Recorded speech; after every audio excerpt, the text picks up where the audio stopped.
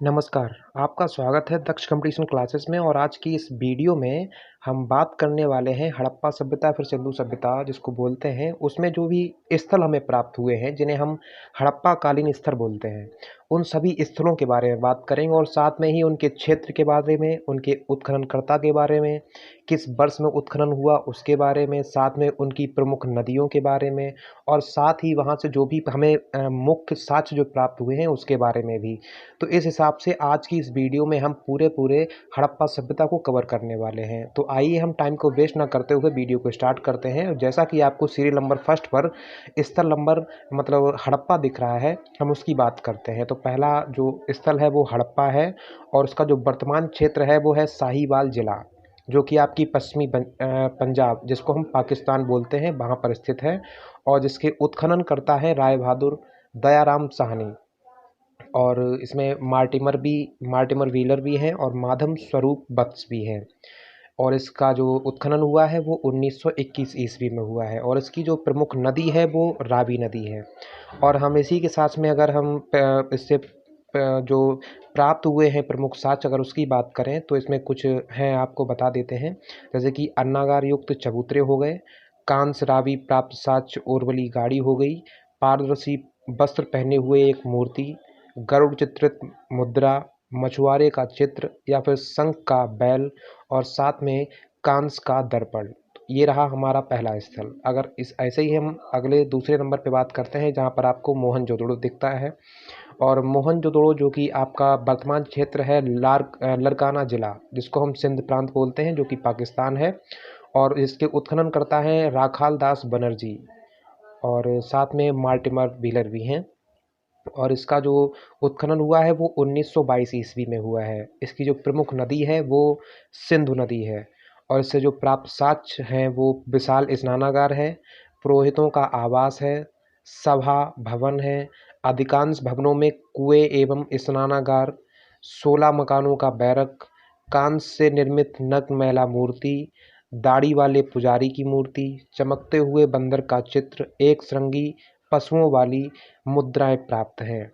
आइए हम अगली बात करते हैं। तीसरे नंबर पर आपको लोथल मिलता है। लोथल जो कि अहमदाबाद गुजरात में है।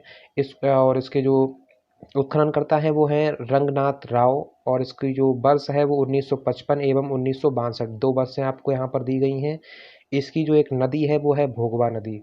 और इससे प्रमुख जो प्राप्त साक्ष्य हुए हैं वो गोदीवाड़ा, वृत्ताकार तथा चौकोर अग्निवेदिका, हाथी दांत, स्वर्ण आभूषण, दिशा मापक यंत्र, फारस की मोहर, घोड़े की मृण मूर्ति, 3 युग्मित समाधियाँ, चालाक लोमड़ी का चिन्ह आदि। और चौथे नंबर पर है चलहूदड़ो। चलहूदड़ो हो गया है वह चलहूदड़ो हम लोग ज़्यादा प्रचलित है, जो कि सिंध प्रांत मतलब पाकिस्तान में है। और इसको जो उत्खनन करता है वो है अर्नेस्ट मैके एवं एनजी मजूमदार। और इसका जो वर्ष है 1935 ईस्वी। इसकी जो एक क्या नाम नदी है वो है सिंधु नदी। और इसे जो प्राप्त जो साक्ष्य हुए हैं वो मनके बनाने का कारखाना, बिल्ली का पीछा करते हुए कुत्ते का साक्ष्य और साथ में लिपस्टिक, कांस्य गाड़ी, बकराकार ईंट, कंघा, 3 घड़ियालों तथा 2 मछलियों के अंकन वाली मुद्रा, काजल पाउडर आदि। और ऐसे ही 5वें नंबर पर कालीबंगा, जिसको हम कालीबंगन भी बोलते हैं, जो कि हनुमानगढ़ राजस्थान में है। और इसमें जो उत्खनन करता है वो अमलानंद घोष, ब्रजवासी लाल और बीवी लाल एंड एवं बी के थापर। और इसकी जो वर्ष हमें दी गई है वो 1953 एवं 1960 ईस्वी दी गई है। और जो इसकी नदी है वो है घग्गर नदी। इससे प्राप्त कुछ साक्ष्य हैं, जैसे कि जुते हुए खेत का साक्ष्य, भूकंप के साक्ष्य, अग्नि, हवन कुंड, अलंकृत ईंट, चूड़ियाँ, संभवतः एक साथ फसल बोने के साक्ष्य और लकड़ी की नाली। ऐसे ही छठे नंबर पर आपको मिलता है राखी गढ़ी जो कि हिसार जो कि हरियाणा में है। और इसके जो उत्खनन करता है वो सूरजभान और इसको 1969 ईस्वी में किया गया। इसकी जो एक प्रमुख नदी है वो है घग्गर नदी। और इससे प्राप्त कुछ साक्ष्य मिले हैं, जैसे कि ताम्र उपकरण, हड़प्पा लिपि युक्त मुद्रा प्राप्त। ऐसे ही 7वें नंबर पर आपको मिलती है कोट दीजी या फिर कोट दादी जो भी बोल सकते हैं आप, कोट दीजी ज़्यादा प्रचलित है। ये आपकी सिंधु नदी, सिंधु प्रांत मतलब पाकिस्तान में है। और इसके जो उत्खननकर्ता हैं घुर्रे, यहाँ पर धुर्र लिखा है, घुर्रे एवं फजल अहमद खान। यहाँ पर आपको 2 वर्षें बताई गई हैं, 1955 एवं 1957 ईस्वी। इसकी जो नदी है वो है सिंधु नदी। और इसके जो यहाँ से जो साक्ष्य जो प्राप्त हुए हैं, जैसे कि चित्रित मृदभांड, मातृ देवी की मूर्तियाँ, मनके, कांसे की अंगूठियाँ, पत्थर के बाडान आदि। ऐसे ही करके अगला नंबर है 8वां, जहाँ पर आपको बनावली प्राप्त होता है। बनावली भी एक स्थल है जो कि हिसार हरियाणा में है।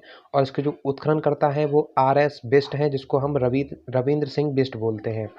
इसको 1973 ईस्वी में उत्खनन हुआ। और जो इसकी एक प्रमुख नदी है वो है सरस्वती नदी। और इससे जो कुछ हमें जो साक्ष्य प्राप्त हुए हैं, जैसे कि मिट्टी का हल जिसको खिलौना बोलते हैं, और सड़कों पर बैलगाड़ी के पहिए का साक्ष्य, जौ के दाने, धावन पत्र और मोहरें, कसौटी आदि।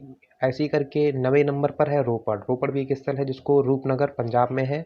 और इसके उत्खनन करता है यज्ञदत्त शर्मा, जो कि 1955 ईस्वी में इसका उत्खनन हुआ। और उसकी जो प्रमुख नदी है सतलज।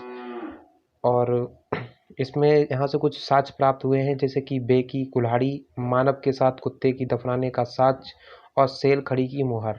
ऐसे ही 10वें नंबर पर आपको मिलता है रंगपुर। रंगपुर जो कि कठियावाड़ गुजरात में है। इसके उत्खनन करता है SR राव, जिसका उत्खनन हुआ 1954 ईस्वी में। और इसकी एक प्रमुख नदी है, जैसे कि भादर या फिर मादर, जिसको हम दोनों बोल सकते हैं। ऐसे ही यहाँ से प्राप्त कुछ साक्ष्य हैं, जैसे कि ज्वार बाजरा, 3 संस्कृतियों के अवशेष, नालियाँ, कच्ची ईंटों के दुर्ग, धान की भूसी।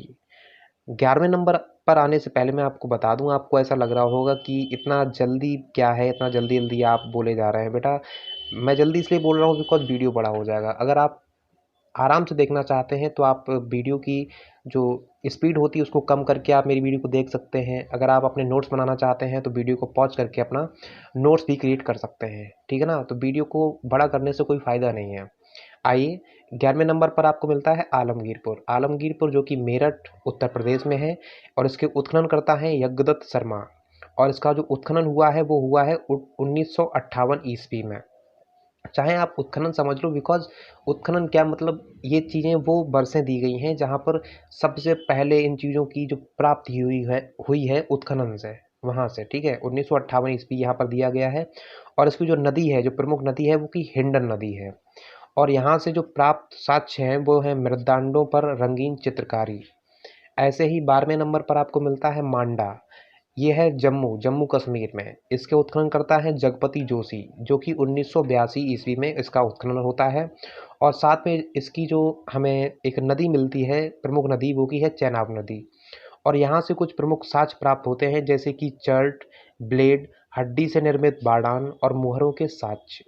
आइए, अगले नंबर पर है 13वां नंबर। यहाँ पर सुतका को है, जैसे कि सुतका को या फिर सुतका गेडोर, ठीक है ना। या सुतका को समझ लो आप, सुतका गेडोर हमने एक और बताया है आपको इसमें। तो सुतका को जो कि है पेरिन बलूचिस्तान में। इसके उत्खनन करता है जॉर्ज डेल्स। और इसका जो उत्खनन हुआ है वो हुआ है 1962 ईस्वी में, ठीक है। ऊपर ऊपर नीचे थोड़ा हो गया है, उससे आप कंफ्यूज मत होइएगा। 1962 ईस्वी में हुआ है। और जो इसकी जो नदी है वो सादी कौर। और ऐसे ही यहाँ से जो प्राप्त साक्ष्य हैं वो 2 टीले एवं मृदभांड के साक्ष्य। और अगला नंबर है 14 जहाँ से हमें सुरकोदरा स्थल मिलता है, जो कि कच्छ गुजरात में है। और इसके उत्खनन करता है जगपति जोशी, जो कि 1964 ईस्वी में इसका उत्खनन करते हैं। और यहाँ की जो प्रमुख नदी है वो है सरस्वती नदी। और यहाँ से जो कुछ हमें साक्ष्य प्राप्त होते हैं, जैसे कि कलश, समाधान, मतलब समाधान के जो कलश होते हैं ना वो यहाँ से प्राप्त होते हैं। घोड़ी की हड्डी, तराजू का पलड़ा, चिनाई वाले भवनों के साक्ष्य। और अगला नंबर है 15वां, जो कि लास्ट नंबर है। यहाँ से हमें सुतका गेडोर स्थल प्राप्त होता है। और ये जो कि बलूचिस्तान पाकिस्तान में है। और यहाँ के जो उत्खनन करता है वो हैं ऑरेंज स्टाइन या फिर जॉर्ज डेल्स। जॉर्ज डेल्स ज़्यादा प्रचलित हैं। और यहाँ पर 2 वर्षें दी गई हैं, 1927 ईस्वी और 1962 ईस्वी, ठीक है ना। और इसकी जो एक प्रमुख नदी है वो की है दास्क या फिर दस्क नदी, ठीक है ना। और यहाँ से हमें कुछ साक्ष्य प्राप्त हुए हैं, जैसे कि 3 संस्कृतियों के साक्ष्य, प्राकृतिक चट्टान पर अवस्थित और अस्थिराक से भरा बर्तन, बेबीलोन से व्यापार का साक्ष्य और बंदरगाह। तो आपने यहाँ पर देखा जितने भी स्थल थे वो आपको एक ही वीडियो में और कुछ ही देर के अंदर आपको सारे बता दिए गए। अब आप इस वीडियो को आराम से कम स्पीड में देख सकते हैं। अगर आप अपना कहीं भी नोट्स बनाना चाहते हैं तो आप मेरी वीडियो को पॉज करके अपना नोट्स क्रिएट कर सकते हैं। जितनी भी इम्पोर्टेंट चीज़ें थी वो सब की सब हमने यहाँ पर कवर कर ली हैं। और इस वीडियो में इतना ही रखते हैं और अगली वीडियो आपको डे बाय डे मिलती रहेंगी। तो आप बस अगर आपको वीडियो पसंद आता है तो वीडियो को लाइक कर लें, चैनल को सब्सक्राइब कर लें और आज आप आज्ञा दें। आज के लिए बस इतना ही।